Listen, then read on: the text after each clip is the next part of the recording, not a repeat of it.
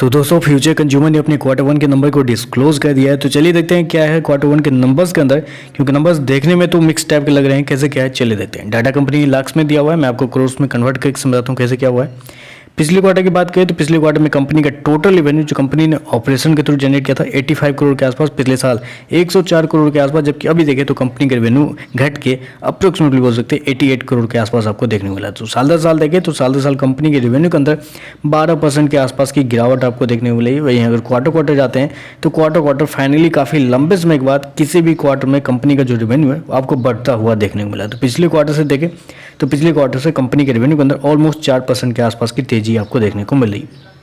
खर्चे की बात कर लेते हैं। पिछले क्वार्टर में देखें तो पिछले क्वार्टर में कंपनी के टोटल खर्चे 112 करोड़ के आसपास, पिछले साल 167 करोड़, जबकि अभी देखें तो कंपनी खर्चे 115 करोड़ के आसपास आपको देखने को मिले। तो कंपनी के खर्चे देखें तो पिछले क्वार्टर से देखें तो पिछले क्वार्टर से ऑलमोस्ट स्टेबल ही आपको देखने को मिले। हालांकि पिछले साल से देखें तो पिछले साल से अभी भी कंपनी के जो खर्चे हैं वो कुछ हद तक कंट्रोल किए गए। चलिए कंपनी का नेट प्रॉफिट क्या निकल के आता है वो देख लेते हैं। पिछले क्वार्टर की बात करें तो पिछले क्वार्टर में कंपनी का नेट प्रॉफिट अप्रोक्सीमेटली, हालांकि कंपनी लॉस में है, तो पिछले क्वार्टर में कंपनी लॉस में थी, बेसिकली 56 करोड़ के लॉस में। पिछले साल 95 करोड़ का लॉस, अभी देखें तो कंपनी का लॉस घट के अप्रोक्सीमेटली 24.5 करोड़ के आसपास आपको देखने को मिला। तो यहाँ पे एक अच्छे नंबर की ओर इशारा किया जा रहा है।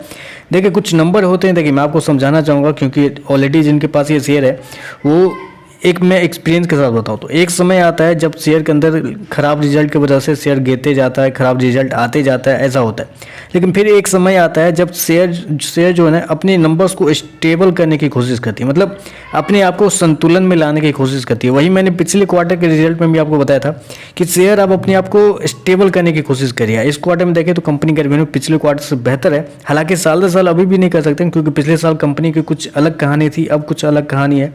तो ओवरऑल देखें तो कंपनी का बहुत अच्छा खासा परफॉर्मेंस इस क्वार्टर में आपको देखने को मिल रहा है। पिछले साल से कंपेयर नहीं कर सकते रेवेन्यू के मामले में, लेकिन हाँ प्रॉफिट के मामले में बात करें, लॉस की बात करें तो लॉस में अच्छा खासा सुधार आपको देखने को मिला। तो मेरे हिसाब से ये जो नंबर दिए गए हैं ये एक बेस का काम करने वाला ये नंबर है। इसके अगले क्वार्टर में अगर कंपनी ने शानदार नंबर दिए तो फिर फ्यूचर कंज्यूमर के अंदर एक बड़ी तेजी आपको देखने मिल सकती है। तो अगर आपके पास ऑलरेडी ये शेयर है, आप बहुत लंबे समय से होल्ड करके बैठे हुए हैं, तो 3 महीना आपको और देना पड़ेगा। अगर अगले क्वार्टर के रिजल्ट में यानी कि Q2 के रिजल्ट में अगर कंपनी की तरफ से एक बेहतर परफॉर्मेंस आती है तो फिर विश्वास मानिए ये शेयर आपको डबल का रिटर्न यहाँ से बना के दे सकता है।